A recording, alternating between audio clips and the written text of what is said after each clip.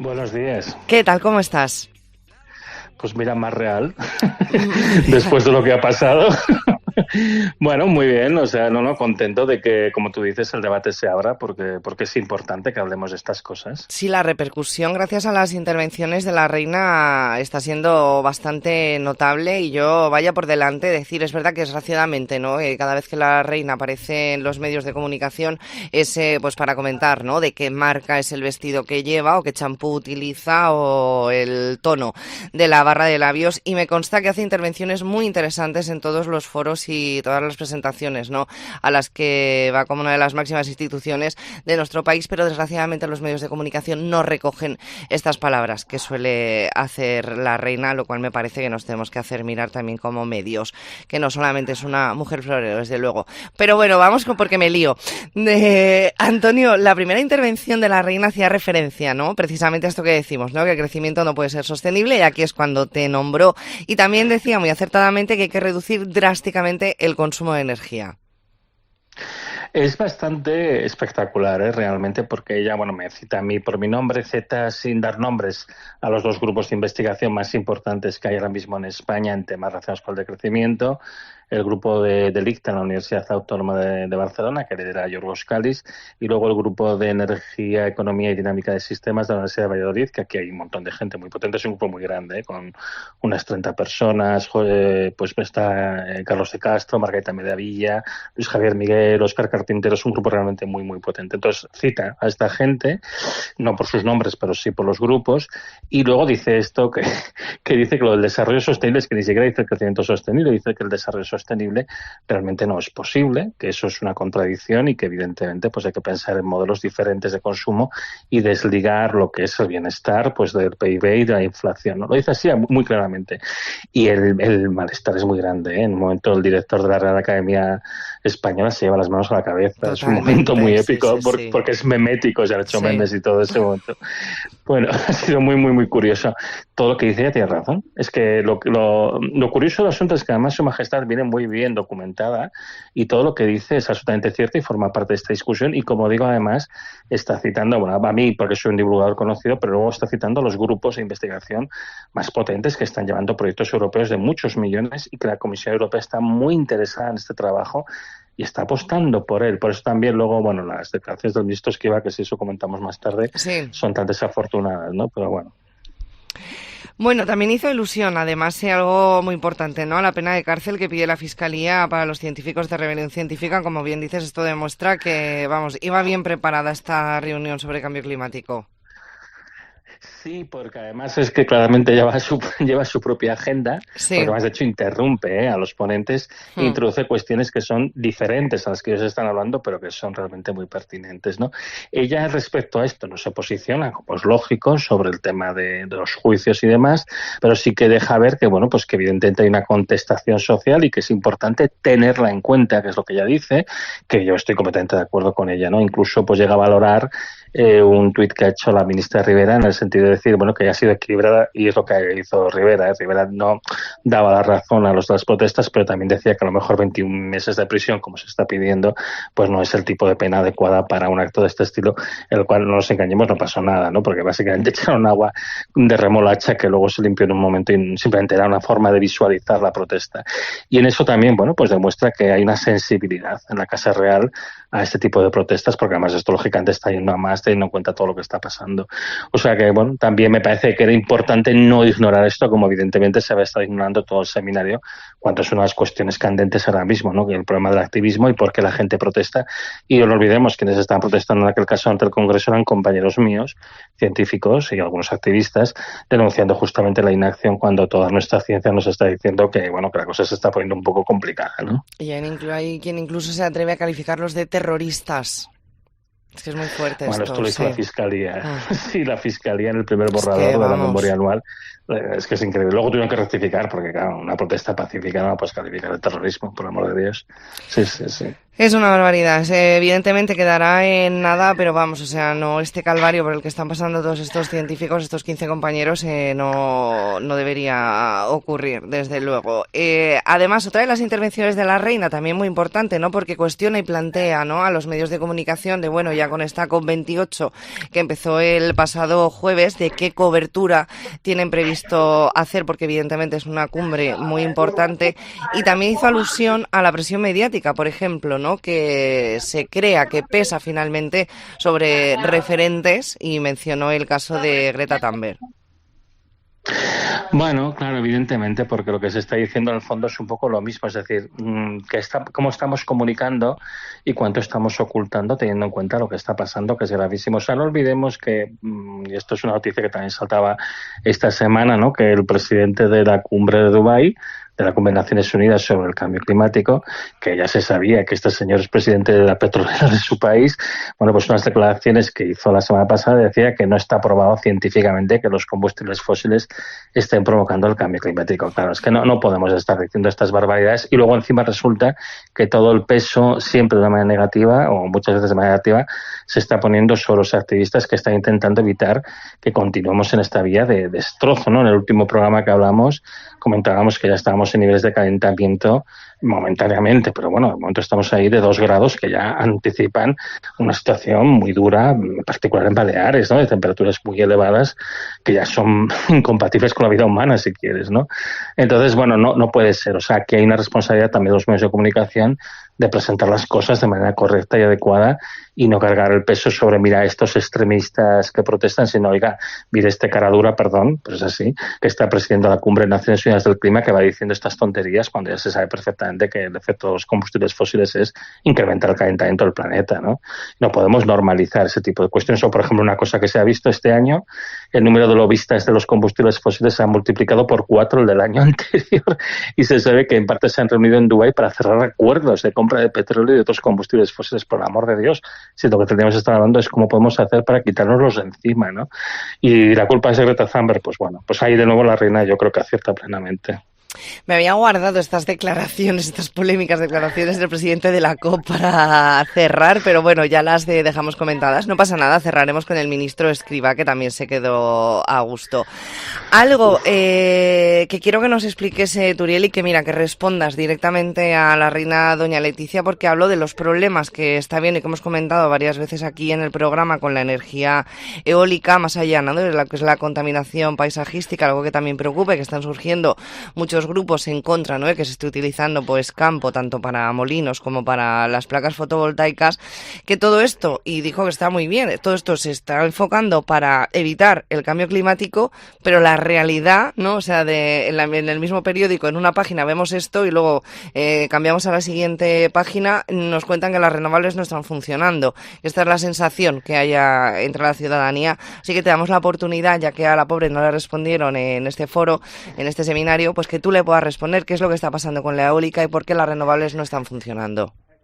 Bueno, esto lo hemos ya explicado en varios programas. Ahora mismo la eólica está en un problema financiero gravísimo, en parte porque tienen problemas de que les cuesta hacer aerogeneradores tan grandes que funcionen.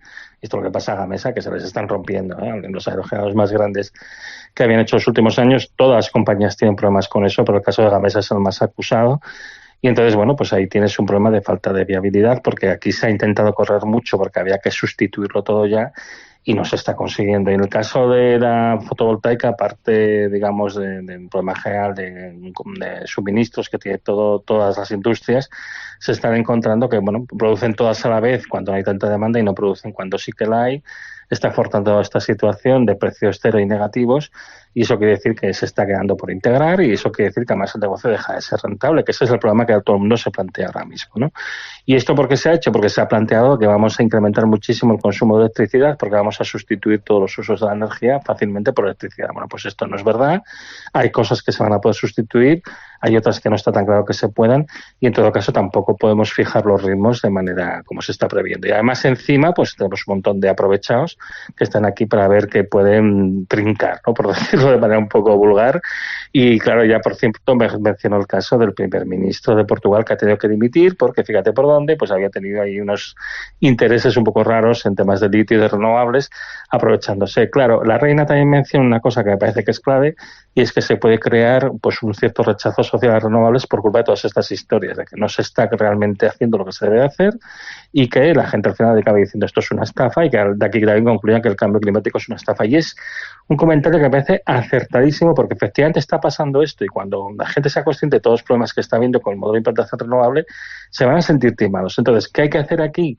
Bueno, hay que empezar a explicar que hay que hacer un cambio diferente de modelo, otro tipo también de renovables, no orientado tanto al negocio, sino a satisfacer las necesidades de la gente, ver qué es lo que se puede electrificar, ver qué es lo que se puede hacer de manera diferente, de manera no eléctrica. No se trata de ocupar todo el territorio a lo bruto para producir energía a saco, sino para que realmente satisfaga las necesidades. Y en última instancia, volviendo al primer comentario de la reina, pues hay que plantear un decrecimiento que sea justo, que no sea lo que tenemos ahora, que es empobrecimiento, sino el que realmente se planifiquen las cosas para satisfacer las necesidades de la gente. Todo esto, bueno, pues requeriría un análisis que evidentemente el ministro Escrivá, que estaba ahí presente, no fue ni de lejos capaz de hacer. Un decrecimiento que sea justo, que nos tenga todos en cuenta, y fue otra de las aportaciones también muy importantes de la reina, haciendo alusión a la industria de la moda, hablando de lo que son las personas más vulnerables, ¿no? Este empobrecimiento que nos comentas y al que si no cambiamos este modelo, si no empezamos a hacer las cosas como se tienen que hacer, lo único que vamos a conseguir es que sean más de miles y de millones las personas que estén empobrecidas, no solamente en nuestro país, sino a nivel planetario. Y claro, hablaba de la tiranía, ¿no? Del reciclaje, se supone, de la industria textil, cuando se ha visto que muchas de estas prendas no se reciclan, que el 30% de todo lo que se produce a nivel mundial de prendas de ropa acaba en vertederos. Pero claro, sobre estas personas vulnerables, ¿no? Que es que hay gente que no se puede permitir, en las palabras de la reina, de una camiseta de 30 euros, o decía incluso de 15, y que no tienen más remedio que acudir a este tipo de moda, de esta moda fast fashion, de camisetas de usar y tirar, que claro, te cuestan €1. Bueno, es que efectivamente, y de hecho fue tremendamente incisiva, porque Sí. además eso que ella dice se puede extrapolar a más cosas, es decir, le vas a decir a la gente que tiene que dejar su coche de motor de combustión y comprarse uno que vale el doble o el triple. Claro, es que hay mucha gente que no se lo puede permitir. Entonces, cuando hablamos de una transición justa, no puedes decir, bueno, la gente tiene opciones mejores, más ecológicas, y digo, ya, a un precio que no se lo pueden permitir. Entonces, para que la transición sea verdaderamente justa, tú lo que tienes que hacer es asequible a aquellas cosas que son necesarias para todo el mundo. Y el caso de la ropa es un caso que es clarísimo. Entonces, no podemos apostar por esta fast fashion que genera muchos residuos y que al final pues las cosas no duran y no es lo mejor. Lo que tienes que hacer es que la moda que realmente tiene que ser adecuada, la ropa que tiene que ser adecuada, y no hablo de la moda ya, pues tiene que tener un precio que la gente se lo pueda permitir o que tú lo puedas garantizar que pueda acceder. Y desde luego no es un comentario también tremendamente oportuno, porque si no pasa lo que tú dices, que estás creando bolsas de exclusión y encima estás culpabilizando a la gente que no puede permitirse cosas más sostenibles por no comprar cosas sostenibles. Hombre, esto no puede ser. Esto sí que sería un decrecimiento mal hecho, un empobrecimiento realmente, que lo que está es básicamente excluyendo a la gente. Por eso hablamos de satisfacer las necesidades y por eso hablamos de un decrecimiento justo y bien planificado. Vamos con el ministro Escrivá, que calificó las teorías decrecentistas de debilidad de fundamentos extrema. Respóndele.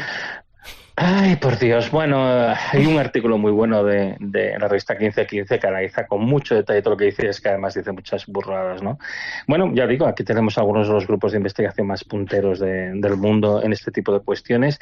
Él no fue capaz de argumentar porque esto es de una debilidad extrema. Básicamente dijo, mis compañeros de profesión, se refiere lógicamente a pues lo que es la escuela dominante ahora mismo, las escuelas de economía, que es la del liberalismo económico, el sistema marginalista que se llama. No es la única escuela que hay mucha escuela de economía ecológica en toda Europa y particularmente en España, que justamente dice que hay que integrar los límites, hay que ver el impacto que tiene en el medio ambiente y luego, bueno, decirle eso, que no está al tanto de estos proyectos europeos que están financiando y particularmente el que lleva la Universidad de Barcelona sobre precisamente el decrecimiento, y esto lo financia la Comisión porque interesa mucho, o por ejemplo que hubo un congreso sobre decrecimiento este mismo mes de mayo en el Parlamento Europeo, que asistieron 1.600 personas y que el discurso inaugural lo hizo Ursula von der Leyen. Entonces, en ese sentido es curioso porque el ministro está como muy desorientado. Luego, además, encima se permite la ligereza hacia el final de hacer una serie de menciones inapropiadas a filósofos del conocimiento como Kuhn, y no era Kuhn a quien tenía que citarse, sino a Popper, y encima utiliza un concepto mal hecho, o sea, realmente un despropósito total. Y además encima dice, lo siento si parezco un poco arrogante, y dice, pues sí, parece muy arrogante y además muy infundado. Yo le diría que se documente un poquito mejor, porque además también hay otra cuestión que me parece que es fundamental, y esto ya va desde primeros principios. Uno puede discrepar con una persona, con cualquiera, pero tiene que hacerlo de manera respetuosa Y máxime si es la reina, o sea, el trato que le dispensa me parece bastante grosero, ¿no? Yo también en ese sentido creo que tendría que hacer una reflexión, porque no creo que nadie se merezca que le contesten así, y mucho menos si es la consorte del jefe de Estado. La reina ahí le respondió, pero no activó el Muy micrófono. irónicamente. Sí. Sí, hizo un comentario muy irónico después, pero también demostrando que desde luego no es tan boba como la trata, no, es un poco No. vergonzoso. Además, yo personalmente creo que como mujer, cualquier mujer se tiene que sentir ofendida por la manera que la tratan, porque además hay un cierto machismo subyacente, ¿eh? Hay una cierta chulería que dices, hombre, guárdatela para ti, ¿no? Sí. No sé, a mí me parece muy ofensivo, ¿eh? Yo por eso digo que me Pero da bueno. mucha rabia, en serio, que lo único que se publica en los medios de comunicación de la reina es todo lo que tiene que ver con su atuendo y con su estética y su imagen, pero en serio es que hace intervenciones muy acertadas y habla muy bien en todos los actos a los que acude como reina de España, y creo que deberíamos recoger más veces todos estos momentos, y está claro que la vocación la sigue teniendo dentro con todas estas interrupciones que hizo. Ya, Antonio, un último consejo, ya que estamos hablando de este seminario de lengua y periodismo sobre cambio climático, ¿qué consejo nos podrías dar a los diferentes periodistas, medios de comunicación, para que abordemos correctamente este tema que es tan sumamente complejo? Yo hay una cosa que veo que es clara, porque me ha pasado muy a menudo. Es muy diferente la posición de los académicos, que no tenemos un interés económico en las cosas, que la posición de los representantes de la industria, que tienen sus intereses que son legítimos, pero que obviamente pues están comprometidos, su visión es de parte, ¿no? Es una visión que no es imparcial, ¿no? Tiene un conflicto de intereses. Entonces, hay que escuchar más a los académicos en vez de pensar que son gente idealista alejada de la realidad. Pues no, normalmente los académicos muchas veces trabajamos con empresas, muchas veces entendemos sus problemas, pero al mismo tiempo intentamos plantearlos correctamente, sobre todo por el bien común. Entonces hay que escuchar lo que se está diciendo. Es verdad que los académicos a veces no comunican bien, y entonces también hay que hacer un esfuerzo por parte de todos, por parte de los académicos y también de la prensa, por buscar un lenguaje adecuado e intentar explicar las cosas correctamente. Pero bueno, a ver, aquí la reina de España ha demostrado que ha sido capaz perfectamente de documentarse bien, y en ese sentido yo creo que si todos nos esforzamos, pues lo podemos hacer. Y también no silenciar voces que nos parecen que son incómodas o críticas, como estáis haciendo vosotros, porque bueno, vosotros me estáis dando bastante cancha a mí, cuando es evidente que lo que digo pues no siempre es lo mejor o más cómodo de escuchar, pero realmente es importante si queremos construir un futuro que merezca la pena. Queremos construir ese futuro. Antonio Turiel, doctor en física teórica, investigador del CSIC, muchísimas gracias, y bueno, yo creo que dentro de poco te van a llamar de Zarzuela para que vayas a una audiencia privada con la reina a explicarle todos estos temas que tanto le importan y le interesan. No, supongo que no, pero bueno, en cualquier caso lo importante es que se hablen. Gracias, Antonio. Venga, buenas tardes.